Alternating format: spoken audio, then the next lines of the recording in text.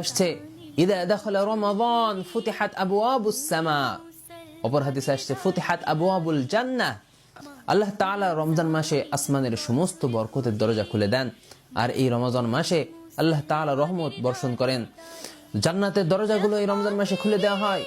অগুল্লিকাত আবওয়াবু জাহান্নাম, জাহান্নামের দরজাগুলো বন্ধ করে দেওয়া হয়। ওয়াসুলসিলাতিশ শায়াতিন, আর এই রমজান মাসে শয়তানদেরকে শৃঙ্খলাবদ্ধ করে রাখা হয়।